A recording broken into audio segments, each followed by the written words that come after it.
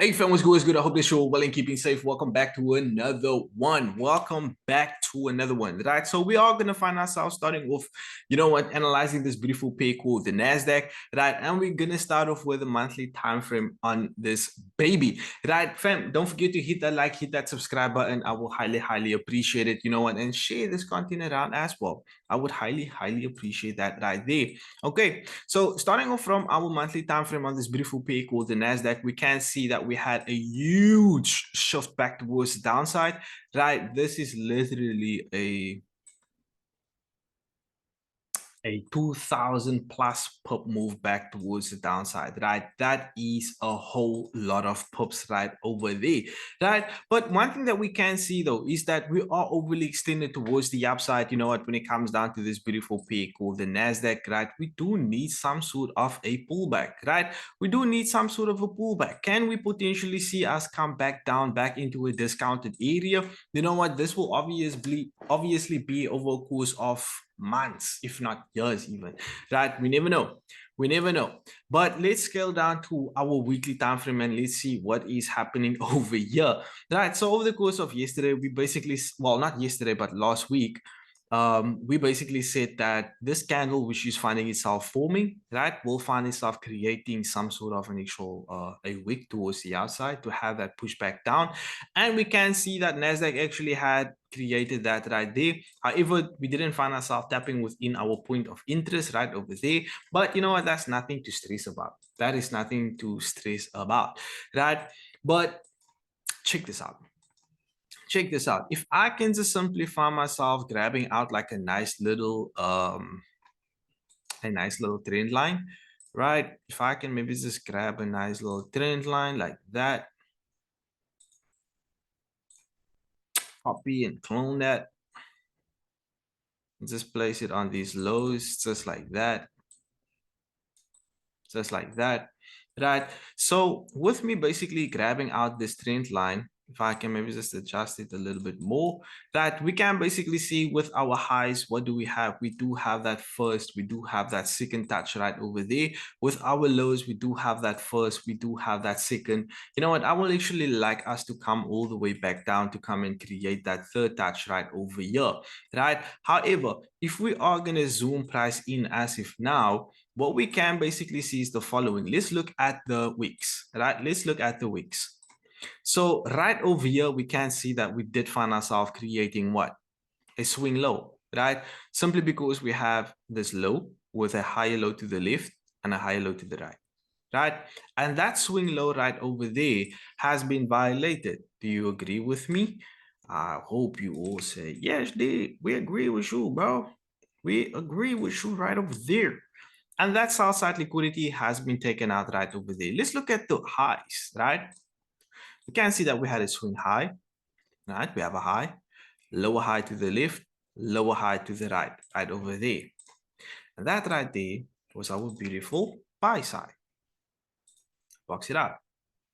So what we can basically see happen with PA over here is the following, right? If I maybe can just do the following, just remove that right there. What we can see with current PA over here is that a high has been violated right over there, right? And a low has been violated right over here as well, right? So with me saying that this sell side liquidity that has been taken out is actually a change in market structure, right? So Nasdaq at this current moment is bearish in my eyes, all right?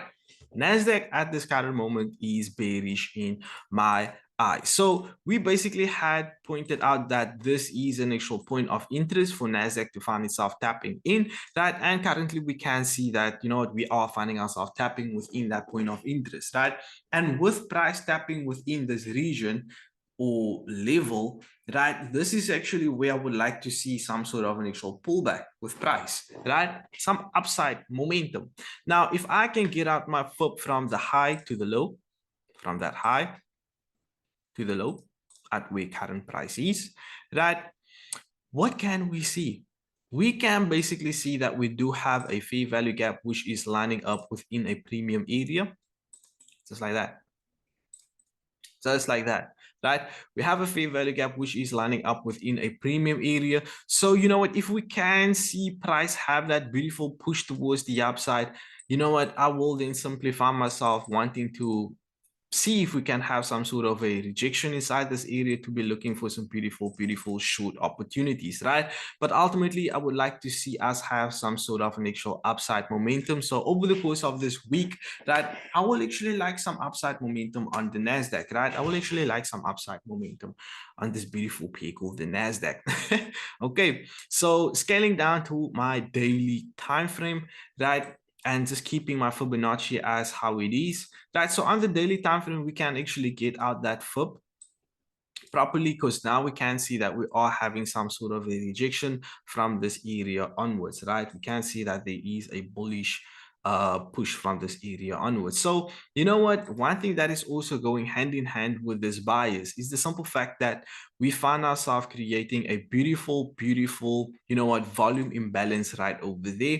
And if I can just adjust this fair value gap on the daily time frame, I'll just keep that like that, right? So first point of interest towards the upside will basically be this gap which we have found ourselves creating right over here, which is also coming through at the 50%, right? The equilibrium, like the mid part of this Fibonacci, right? That will basically be the first point of interest to where I would like to see price head back into, right? Because ultimately what we can also see is that, you know what, some relatively equal lows has been taken out. So we need to see some sort of an actual shift back towards the upside. That's just how I'm finding myself looking at it, right? That's just simply how I am looking at the market. Okay, that's how I'm finding myself looking at the market.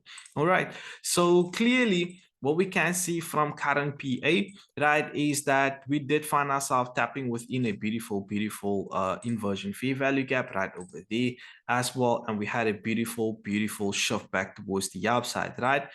A second area will be this region, which I will just box out, which is another actual fair value, well, another inversion fair value gap. So if we can potentially see some downside momentum, you know what, this will basically be the area to where I would like to see some sort of a bounce for a further continuation move back towards the upside, right? But with current PA, we can see that we are tapping within a beautiful area of support, right? Maybe if I can just give it a different color, different area of support, right? We can basically see that we had a closure below, we came back up, right? So can we see on the NASDAQ a pullback back into this area of support, right? And then have a beautiful shift back towards the upside.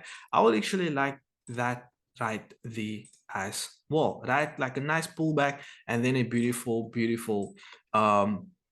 bullish shift towards the upside, right? And then after that, you know what, a potential shift back towards the downside, right? I know that that sounds crazy.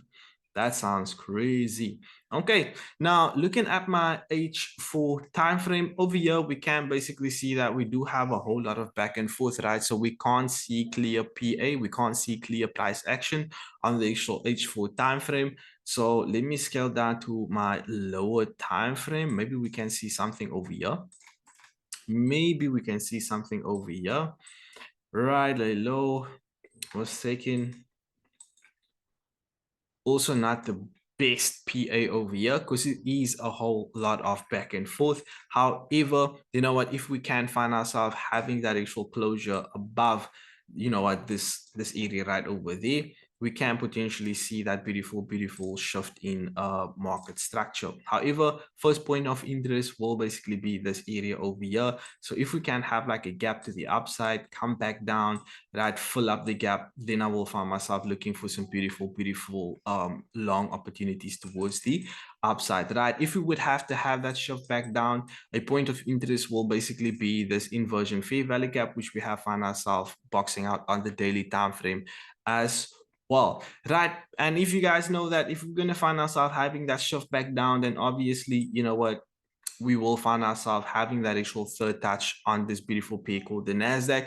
on the weekly time frame, which is an area to where I would love to see the Nasdaq actually hit back into, you know what, on the long run. All right, so I hope you all have a clear understanding of what I basically just mentioned. If you have any questions whatsoever, feel free to drop it in the comment section. Even if you find yourself taking away something from this, make sure to drop it in the comment section. Right, it's me, your boy D. I'm gonna see y'all in the next one. I'm out.